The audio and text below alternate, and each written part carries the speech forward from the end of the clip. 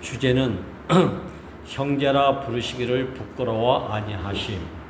성경 말씀은 히브리서 2장 11절과 고린도전서 1장 30절에 있는 말씀을 제가 읽어드리도록 그렇게 하겠습니다. 히브리서 2장 11절, 거룩하게 하시는 자와 거룩하게 함을 입은 자들이 다 하나에서 난지라. 그러므로 형제라 부르시기를 부끄러워 아니하시고. 고린도전서 1장 30절, 너희는 하나님께로부터 나서 그리스도 예수 안에 있고 예수는 하나님께로서 나와서 우리에게 지혜와 의로움과 거룩함과 구속함이 되셨으니. 이 두 구절을 말씀을 참고하시고 오늘 말씀을 같이 나누도록 하겠습니다. 우리는 모든 성경의 첫 장이면서 첫 절의 말씀이 태초에 하나님이 천지를 창조하시니라 이렇게 되어 있습니다. 우리는 이제는 태초에 하나님이 천지를 창조하시니라 이 말씀만 가지고 하나님이 위대하시구나, 하나님은 진짜 영광스러우신 분이로구나, 하나님은 진짜 놀라운 분이시로구나 이렇게만 알고 있었죠. 근데 이 구속복음이 오므로 인해서 이 첫 말씀이 태초에 하나님이 천지를 창조하셨다, 이 이면의 마음을 좀 만지게 됐습니다. 어떤 마음에서 천지를 창조했나? 하나님의 목적이 있어서 천지를 창조하셨고, 계획에 의해서 천지를 하셨고, 절대적 필요가 있어서 천지를 창조하셨다. 좋게 말하면 목적과 계획과 필요에 의해서 천지를 창조하셨다 이렇게 말할 수 있지만, 또 이 이면에는 하나님 마음이 뭐가 있나? 천지를 창조하신 이 이면에 하나님 마음은 천지 창조하지 않으면 안 되는 절대적 가난함이 하나님에게 있었구나.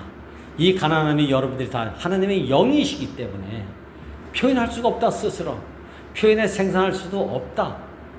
그리고 당신도 홀로 외롭게 사시기를 원하는 것이 아니라 함께 더불어 살기를 원하시는 하나님이 되기를 갈망하셨던 이 가난함이 얼마나 절박하고 얼마나 절실했으면 태초에 제일 먼저 하신 일이 천지를 창조하셨다는 거 아니겠습니까?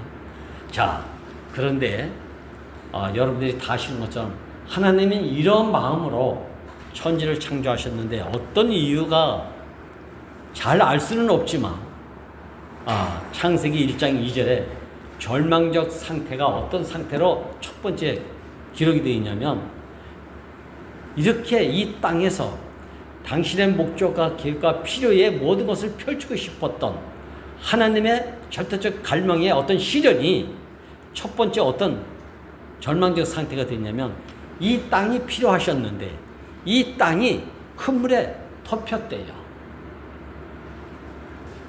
이걸 흑암, 혼돈, 공허라고 했습니다. 그래서 하나님의 신은 땅에 발을 디디고 당신의 목적과 계획과 필요에 의한 설계대로 뭔가 펼쳐나가셔야 되는데, 땅이 큰 물에 덮였다고 하니까 더 이상 당신의 목적과 계획에 필요의 일을 진행할 수가 없는 상태가 됐다는 것이죠. 자, 이걸 한마디로 여러분들이 하나님의 신이 수면 위에서 운행하시더라 이렇게 표현하고 있습니다. 이 운행이라는 말을 저는 아무 의미 없이 들었습니다. 여러분들이 이제는 다 아시죠? 이것은 얼마나 땅을 디디고 싶은 절박한 마음으로 이 땅에 오셨음에도 불구하고 땅이 큰 물에 덮였으니까 발을 디딜 수가 없어가지고 운행하셨다는 얘기는 너풀거리셨다라는 의미를 가지고 있다고 그래요. 그러니까 나비같이 앉을 자리에 앉을 곳이 없어서 너풀거리셨다고 하니까 이 땅이 드러나기 이전까지는 하나님이 쉬지 못하고 계속 너풀거리셨다는 얘기죠.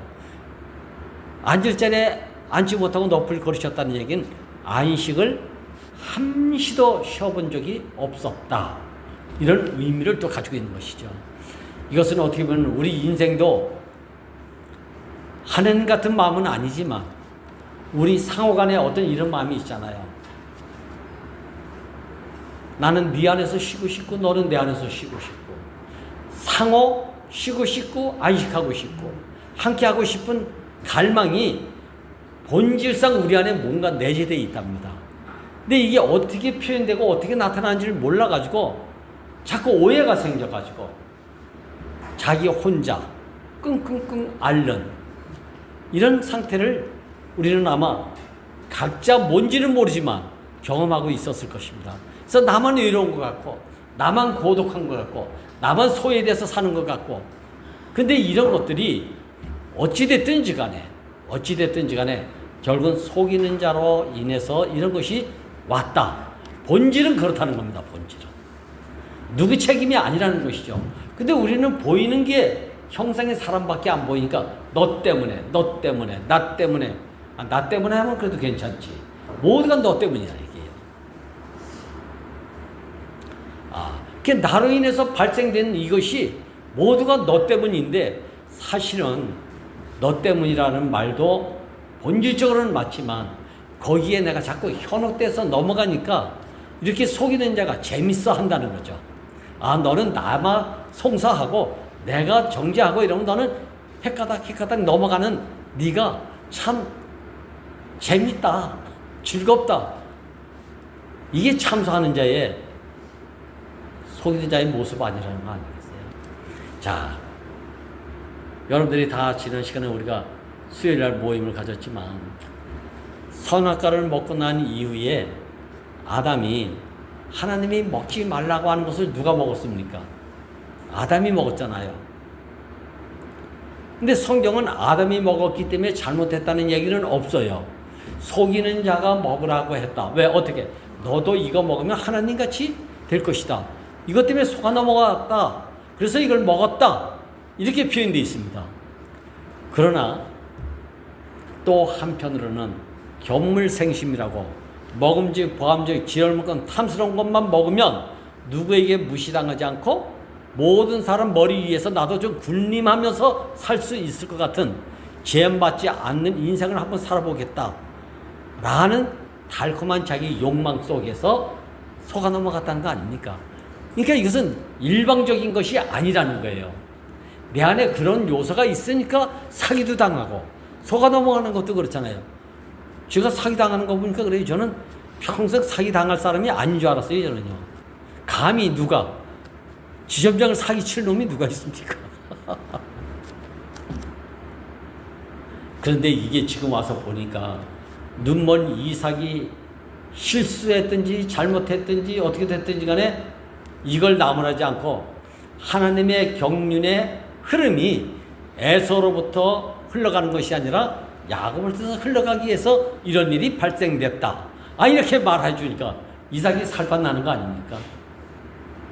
야, 우리가 이런 처지 저런 처지가 있는데도 불구하고 하나님 경륜 안에서 우리가 모든 인생이 해석되고 있다는 것이 얼마나 감사합니까?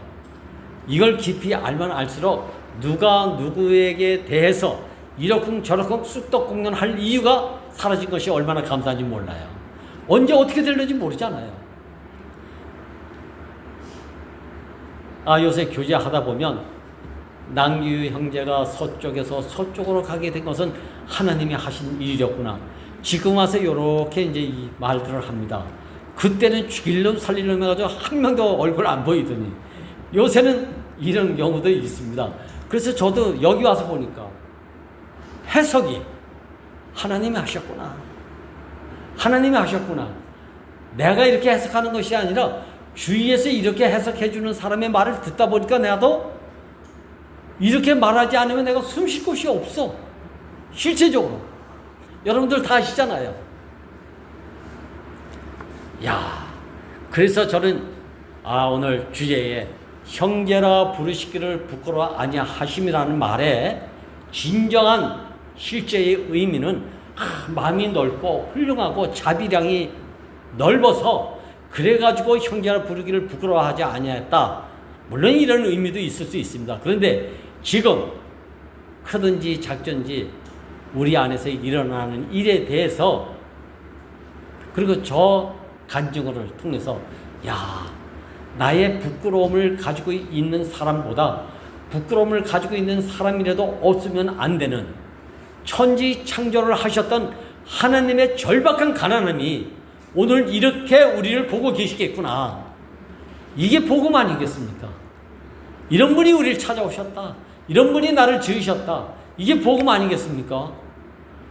어느 누구에도 행위의 어떠한 것, 성격의 어떠한 것, 성질머리의 어떠한 것만 보고 우리는 지적을 하되고 뭐 자격이 이념이 이렇게 할 수 있어요.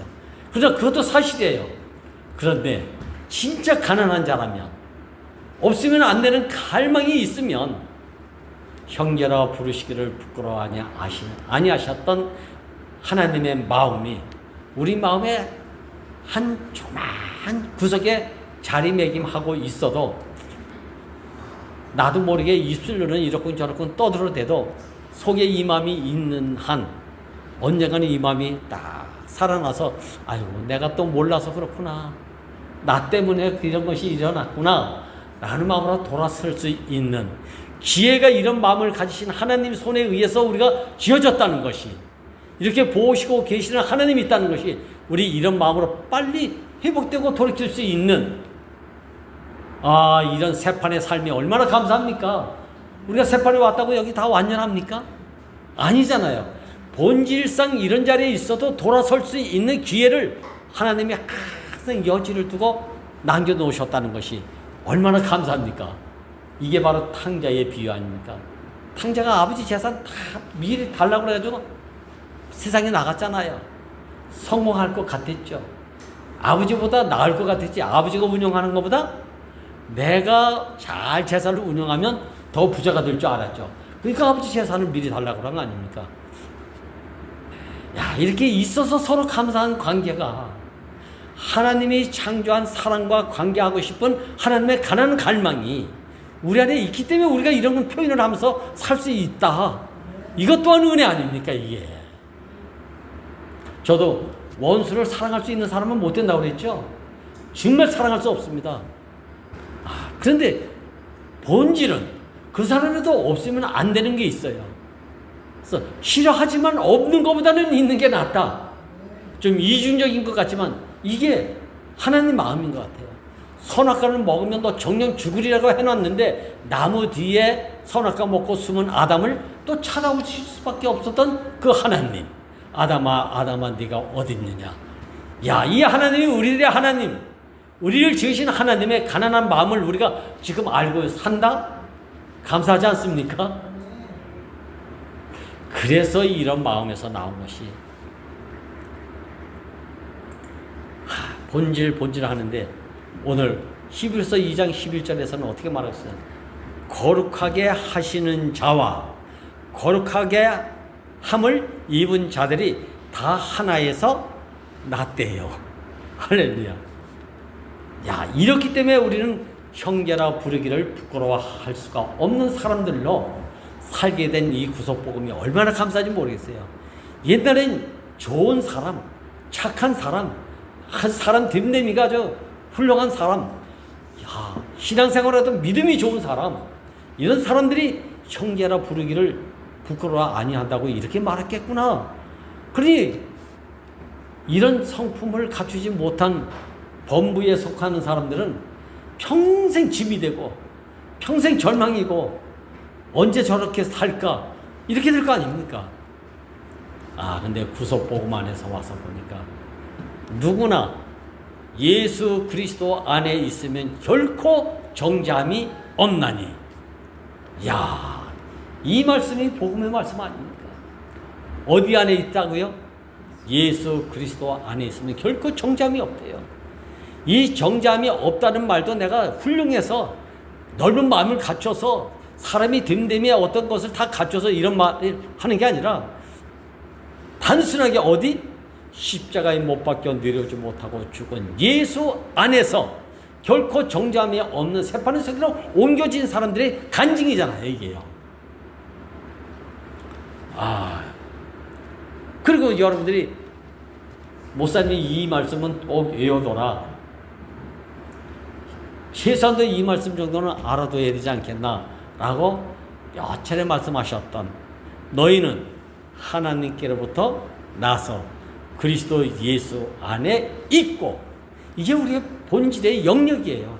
우리가 살아야 될 위치고, 이 예수 그리스도 영역 밖에 나가면 누구나 말할 것 없이 결코 정죄함이 없는 게 아니라 결코 정죄하고야 말겠다, 이런 삶을 살게 되는 거예요.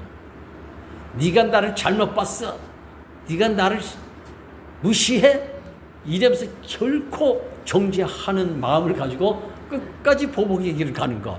이게 가인을 해하는 자는 7배로, 근데 라멕 때에 가서는 몇 배입니까? 77배. 이거는 끝까지 내가 너를 용서하지 않겠다, 이 얘기 아닙니까? 무서운 말이죠. 무서운 말이죠. 근데 어떻게 우리가 하나님의 절대적 가난함 속에서 꼭 있어야 될 천지창조를 하신 이 갈망의 하나님이 지으시고 나서도, 회복시키고 나서도 어디에 살도록? 결코 정죄를 받지 않는 예수 그리스도 안에 살게 했다. 그리고 사람을 지으시고 또 어디다 두셨던? 동산 안에 경작하게 하면서 살게 하셨다. 이것은 다 이치의 문제죠. 이치의 문제. 동산 밖에 나가면 너 두려움을 가지고 살 수밖에 없다. 제가 그래서 형제들하고 요새 만나면 이런 얘기입니다. 우리가 나이 1살, 2살 먹어봐라. 어제 누가 간증하대요. 나이 먹어가면 인생의 존재 가치가 점점 가치가 떨어져 가는 것을 경험한대요. 이거 부인할 수 없잖아요. 우리가 여기니까 나이도 상관없고, 뭐 존재, 직업, 소유, 능력 이런 거 상관없이 그래도 희덕거리면서 사는 거 아닙니까, 여기서? 전 너무 감사합니다, 이게. 가면 갈수록 존재의 가치가 없잖아요.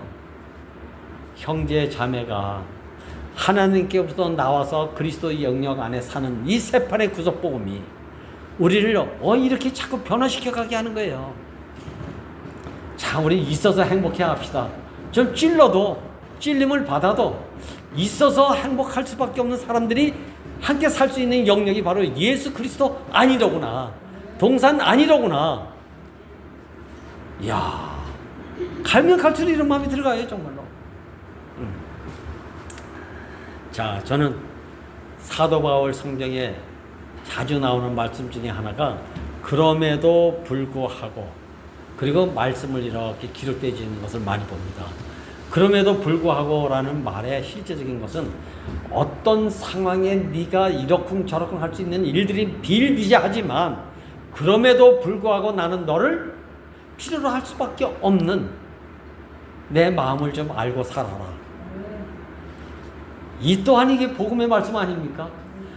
우리를 어떤 경우에도 그럼에도 불구하고 네가 있어야 내가 형제라는 얘기 듣고, 네가 있어야 내가 자매라는 얘기 듣고, 네가 있어야 내가 너의 하나님 소리도 듣고, 너는 내 아들이라는 얘기를 들을 수 있지 않느냐?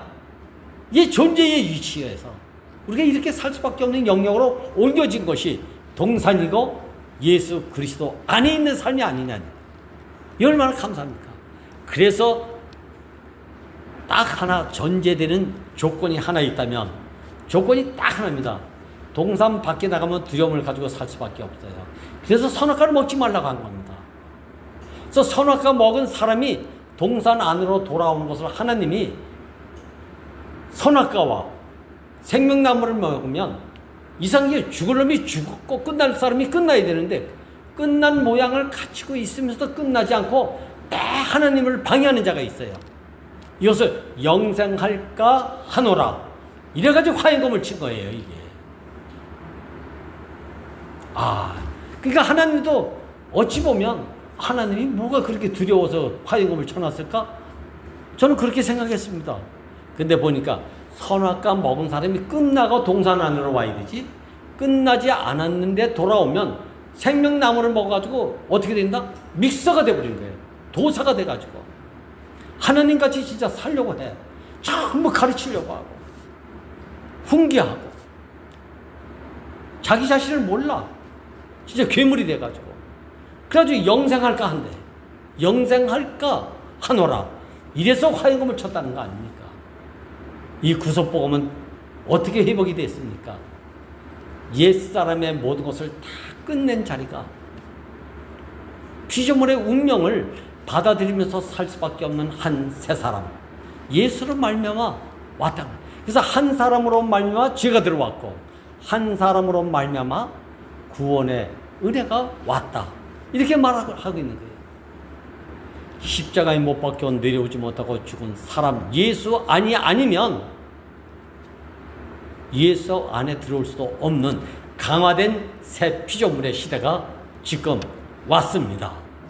그래서 그러므로 이전 것은 다 지나갔으니 보라 예수 그리스도 안에서 새 피조물이라.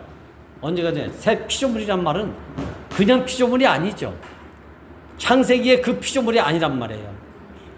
요 구속복음으로 인한 십자가에 못 박혀 내려오지 못하고 죽은 예수 안에서의 새 피조물은 어떤 피조물인가? 강화된 피조물이란 말이에요. 이제는 어떤 유혹에도 넘어가지 않는 피조물.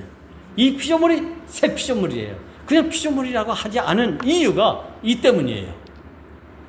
이야, 그래서 이 새 피조물 안에서 지금 우리가 할 수 있는 얘기는 그럼에도 불구하고, 야, 이 말씀의 접속어가 너무 우리를 개운케 하고 자유케 하고 살게 하지 않습니까?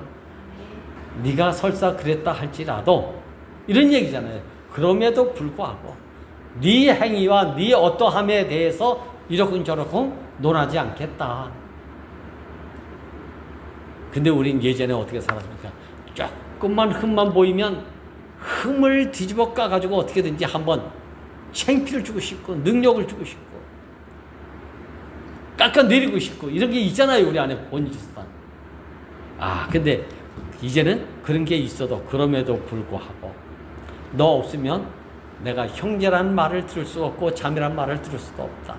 이 말은 사람 없는 하나님이 있을 수 없고 하나님 없는 사람이 있을 수가 없다. 꼭 있어야 될 자가 있다. 야, 이 자리에서 이 관계 속에서 우리는 형제라 부르시기를 부끄러워하지 아니하시는 주님 안에 우리가 살게 됐다는 이 위치의 영역이 얼마나 복된 영역이고 복된 위치인가. 그래서 저는 지금도 목사님이 이걸 최종적 복음이라고 했을 뿐만 아니라 마지막 선물이라고 했구나. 형제가 뭐 누굽니까? 형제가 자매가 누굽니까? 한 태에서 난 한 생명이라는 얘기예요. 실제적으로 그냥 육신적으로 뭐 이런 형제 사춘간 뭐 이런 게 아니고 하나님이 목적하시고 계획하시고 필요로 하셨던 한 태에서부터 출생한 이걸 하나님으로부터 나와서 예수 그리스도 안에 있고 예수도 하나님으로부터 나와서 우리에게 형제이기 때문에 자매이기 때문에 한 생명이기 때문에 지혜와 의와 거룩함과 구속함이 되어 주셨다는 거 아닙니까?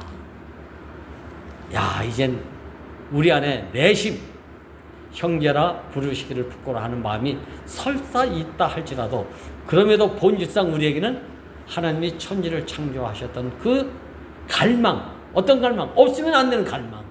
그 가난함으로 천지를 창조하셨고 마지막 날 사람을 지으셨구나.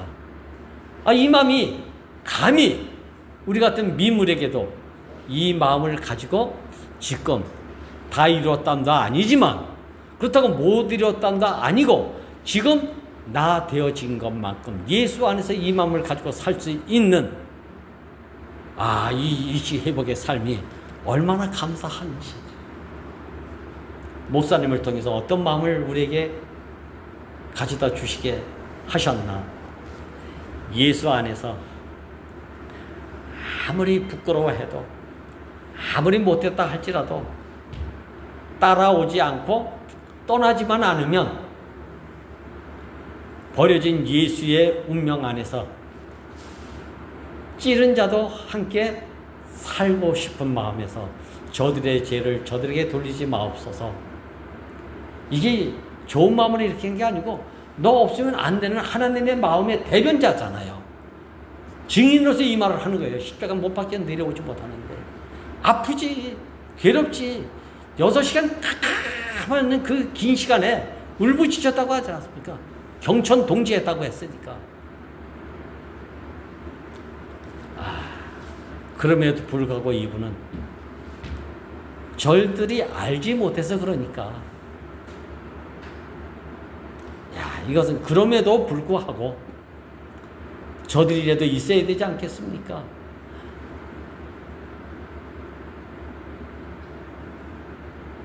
몰라요. 저는 아직까지 이렇게까지는 할 수는 없습니다. 그러나 이런 마음이 자꾸 들어가기 시작한 것은 틀림없습니다. 그래서 목사님 하신 말씀이 나도 이건 목사님의 간증입니다. 나도 이 구속으로 말미암은 이 예수 안에서의 생명의 길, 운명의 길을 이제 아무도 따라오지 않더라도 이제는 뚜벅 혼자라도 갈 수밖에 없다. 이분이 있어서 내가 오늘 나도 여러분들의 이런 마음으로 행복하게 살기를 바란다. 이 얘기는 독립적으로 가겠다는 얘기가 아니잖아요. 함께 하자. 함께 가자. 사실은 이 강력한 메시지가 이 안에 사실은 포함되어 있는 얘기죠. 그 당시에는 얼마나 따라오는 사람이 없었으면, 함께 할 사람이 없었으면 이 말을 마지못해 이렇게 하신 것이지. 함께 할 수만 있다면 얼마나 좋아했겠습니까?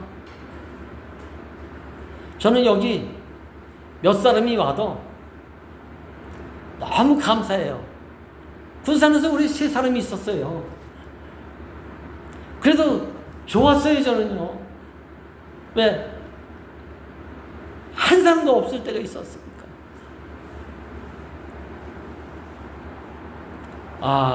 요새 찌질이 같은 자매들, 찌질이 같은 형제들이, 찌질이 같이 된 남기호 오빠, 남기호 형님이 계셔서 좋습니다.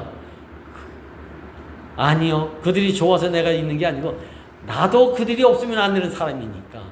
상호 없으면 안 되는 사람들이 이런 간증을 하면서 함께 한 자리에 숨쉬고 산다는 거 아닙니까?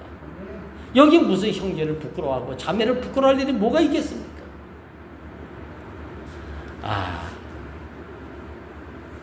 목사님이 오늘 나도 그 안에 포함되어 이렇게 살게 됨이 감사하고, 잘하고 못하고 맞고 이런 것을 다 이건 여유가 있어서 나온 말이다.